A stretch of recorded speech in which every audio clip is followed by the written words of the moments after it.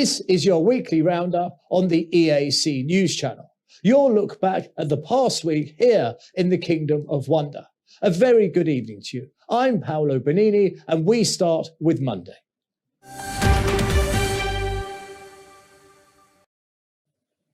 After 7 months of delay, Prime Minister Hun Sen has finally inaugurated the new building of the Ministry of Land Management, Urban Planning and Construction. The new building is located in Phnom Penh's Sinsuk district. The inauguration was originally scheduled last April, but due to COVID-19, it did not happen.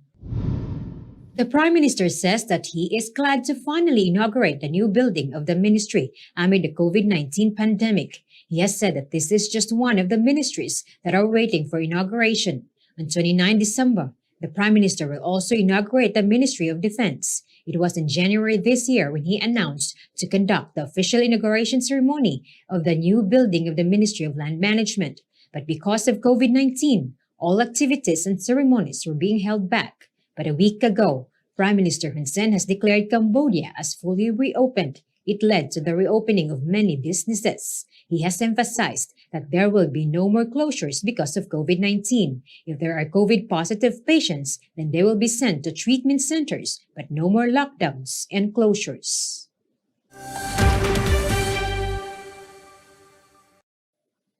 The Australian Foreign Minister Marise Payne has paid a courtesy visit to Prime Minister Hun Sen at the Peace Palace on Monday. Meeting with the Cambodian Prime Minister was first on her list after she arrived in Cambodia on Sunday.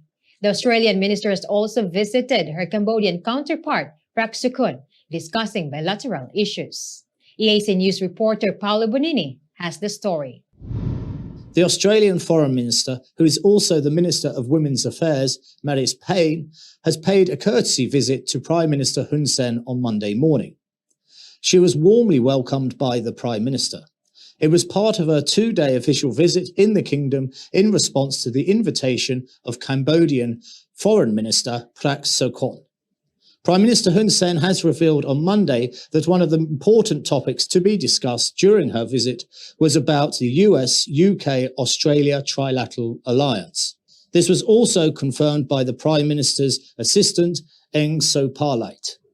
He says Prime Minister Hun Sen has agreed on the relationships between Cambodia and Australia in both bilateral and multilateral frameworks. Australia has been acknowledged by the Prime Minister in helping the kingdom in many fields, especially in the fields of agriculture, military and education, as well as opening up Cambodian students to study in Australia in the field of health. As Australia earlier pledged to donate COVID-19 vaccines to Cambodia, the Prime Minister has expressed his gratitude in advance. Apart from visiting Prime Minister and the Foreign Minister, Payne has also visited the Cambodian Organisation for Crisis Women, where she was welcomed by the Minister of Women's Affairs, Ong Konta Parvi. Australia and Cambodia began diplomatic ties in 1952. Australia has been providing strong support for Cambodia's path to peace in the late 1980s and early 1990s, including playing a leading role in the United Nations Transitional Authority in Cambodia. Until today, Cambodia has acknowledged Australia for remaining firm to its commitment to the kingdom's development. Paolo Bonini, EAC News.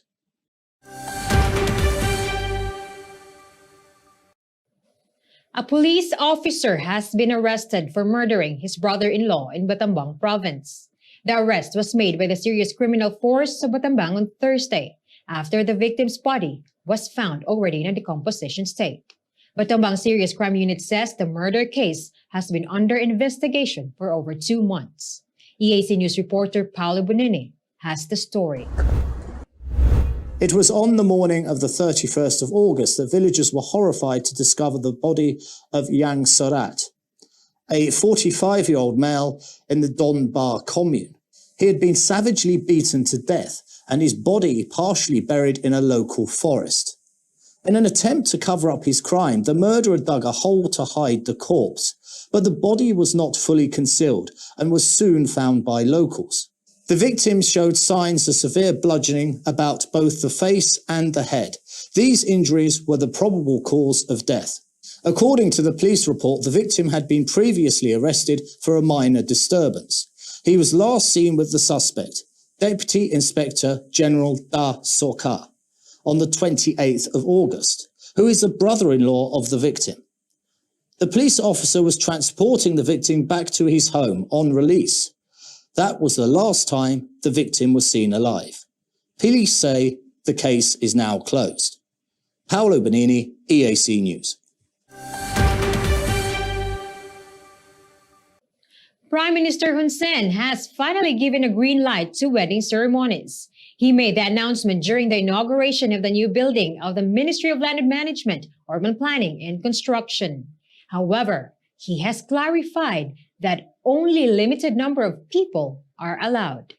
EAC News reporter Yuri Matusko has the details. Around 200 guests are allowed per event. Workers such as waitresses, cooks, and filmmaking team are not included as part of the limited number. That is the instruction of Prime Minister Hun Sen as the country is living in a new normal way, living with COVID-19 but preventing the spread of it. Since March this year, the Prime Minister has imposed a ban on wedding parties in response to few outbreaks in wedding ceremonies, which are also related to the 20 February community transmission outbreak. As weddings are finally back, the Prime Minister Hun Sen has reminded the wedding organizers to always ensure safety by following the 3 do's and 3 don'ts set by the Ministry of Health. Yuri Matusko, EAC News. Kingdom of Cambodia will celebrate its 60th anniversary of national independence on Tuesday. It was on the 9th of November, 1953, when Cambodia was freed by the French Protectorate. A ceremony will be led by His Majesty King Norodom Sihamuni, lighting the victory flame at the Independence Monument. It will be attended by heads of different ministries and government leaders to pay a tribute to all Cambodians who have sacrificed their lives to get independence. EAC News reporter Yuri Matusko has the story. For nearly a century, Cambodia was part of the French colonial empire in Southeast Asia. During World War II, the Franco-Thai War left the French Indo-Chinese colonial authorities in a position of weakness. The Protectorate was established in 1863 when the Cambodian King Norodom requested establishment of a French Protectorate over his country. Cambodia was integrated into the French Indochina Union in 1887, along with the French colonies and protectorates in Vietnam. In 1946, Cambodia was granted self-rule within the French Union and had its protectorate status abolished in 1949. Cambodia finally gained its independence 9 November 1953, thanks to the late King Father Norodom Sihanouk.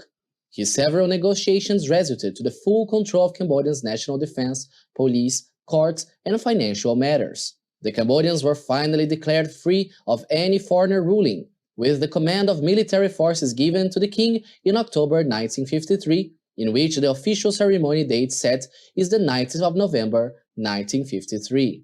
Since then, King Sihanouk became a hero for the Khmer people, being known as the Father of Independence. On Monday afternoon, delegations from different government ministries and institutions have given laurels under the royal statue of the late King Father Norodom Sihanouk, a way to pay a high gratitude to the late King Sihanouk for the heroism he did for everyone to be freed. Cambodians have been enjoying 68 years of freedom now. No more protectorate, no more foreigner ruling. This monument behind reminds us all of the heroic deed the late King Sihanouk did to achieve liberty for its people and for its kingdom in what is called now independence. Yuri Matusko, EAC News, Independence Monument, Phnom Penh.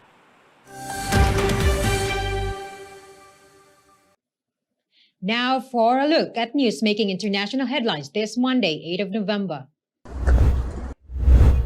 Iraqi Prime Minister Mustafa al-Kadhimi has narrowly escaped an assassination attempt on Sunday after an explosive-laden drone targeted his residence in Baghdad, the country's military reported, while 7 of Kadhimi's security personnel were injured.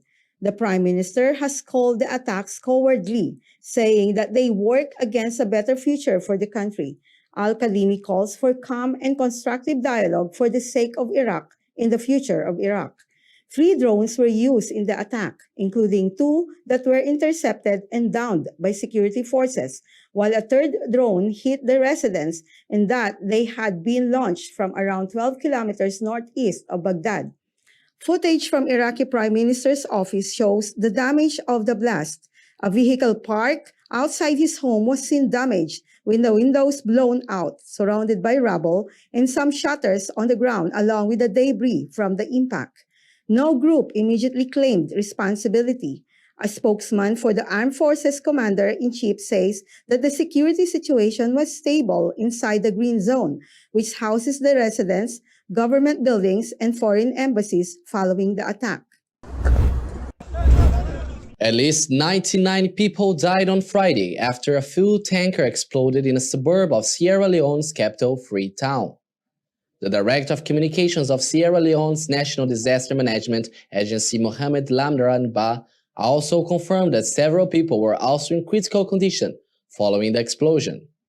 The explosion has occurred after two vehicles collided on the highway while the fuel tanker was about to enter a nearby filling station to discharge its fuel, the NDMA says in a statement.